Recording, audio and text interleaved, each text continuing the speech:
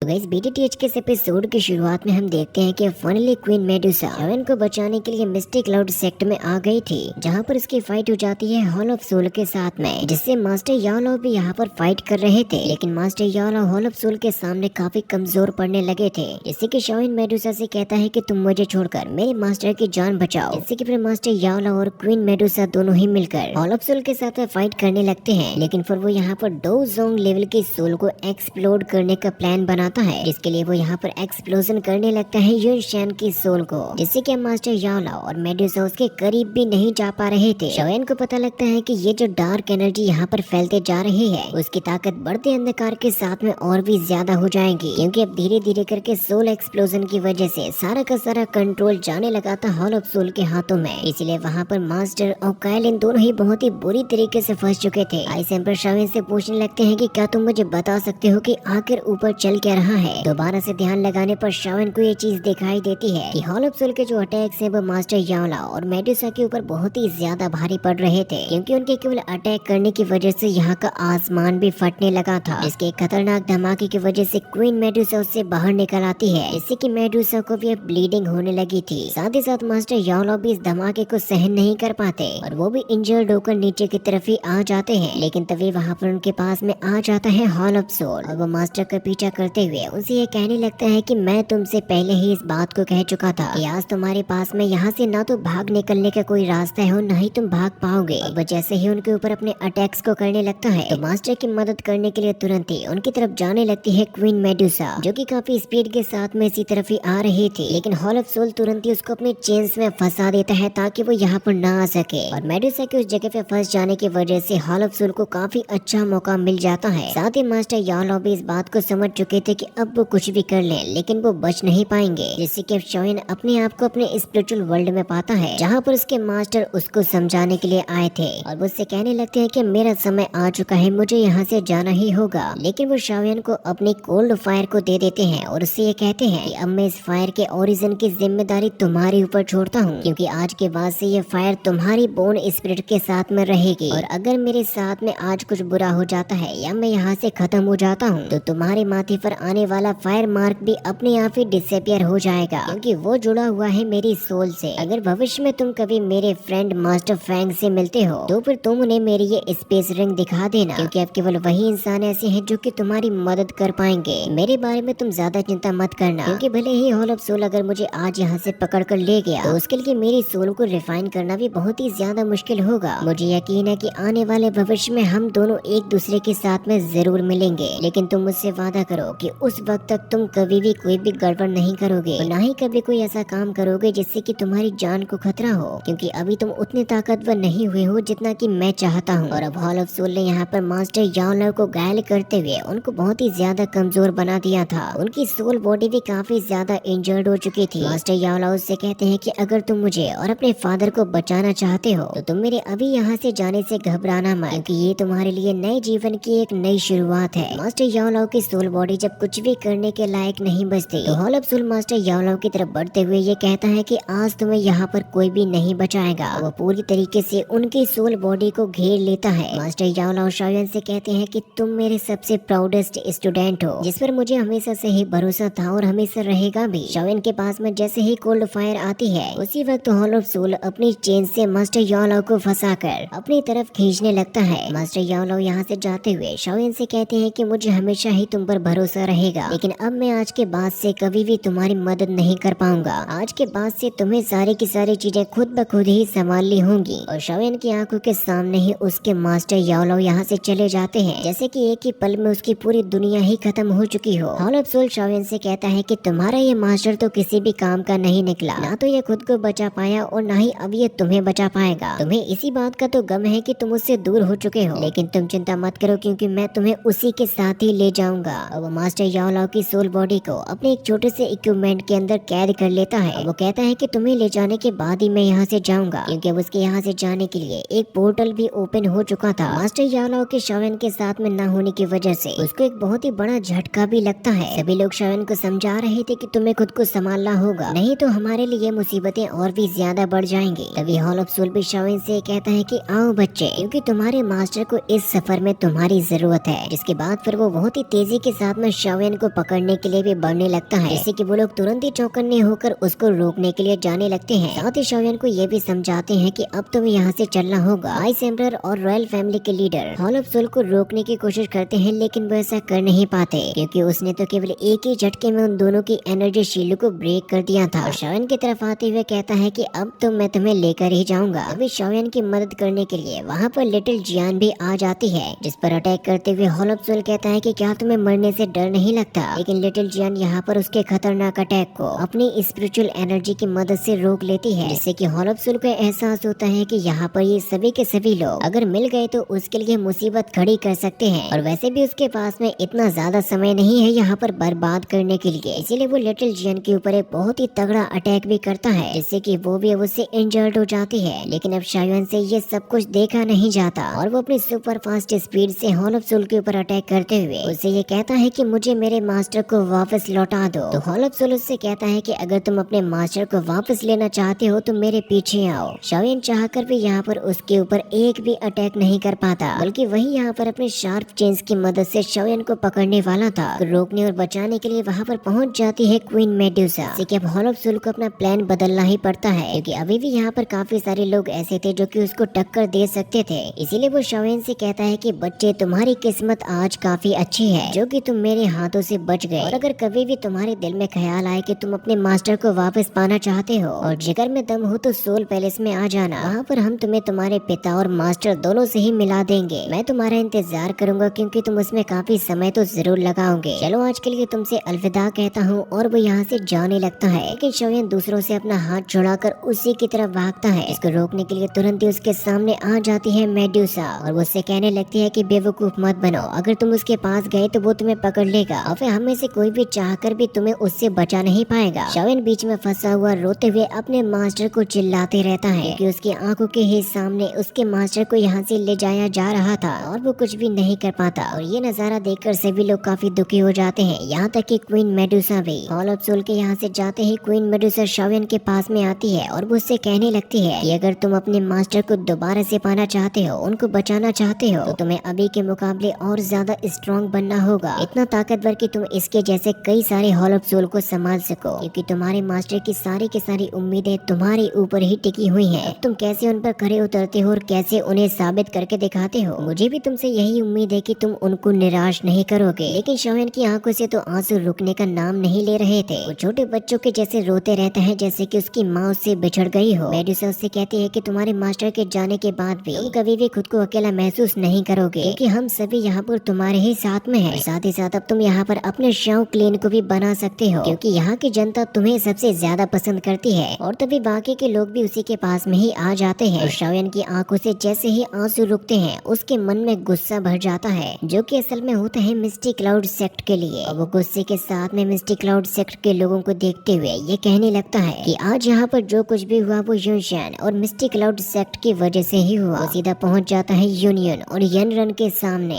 यनरन ये सोचने लगती है कि अब आकर हम लोगों को क्या करना चाहिए, क्योंकि अब ये शाओयन हमारे लिए कोई दोस्त बन के नहीं आया है। यूनियन तो इसी बारे में सोच रही थी कि मिस्टी क्लाउड सेक्ट ने वाकई में उसके साथ काफी गलत किया है, क्योंकि उसकी जिंदगी से उसके दो सबसे प्यारे लोगों को उससे छीन लिया, जो कि है उसके फादर और उसके मास्टर। इससे कि शाओयन का मिस्टी क्लाउड सेक्ट के ऊपर गुस्सा होना तो जायज ही था, लेकिन फिर भी वो यहाँ पर शाओयन की आंखों में आके डालकर उससे ये कहती है कि अब आकर तुम हमसे चाहते क्या हो। जिससे कि अब शाओयन उससे हंसते हुए कहने लगता है कि तुम ये पूछ रही हो कि मैं क्या चाहता हूँ। तुम्हें ये याद रखना चाहिए कि मिस्टी क्लाउड सेक्ट ने मेरे फादर और मेरी फैमिली को काफी समय पहले ही खत्म कर दिया था, और इसके आगे की स्टोरी हमें नेक्स्ट पार्ट में दिखाई जाएगी, जो कि बहुत ही जल्द आ जाएगा।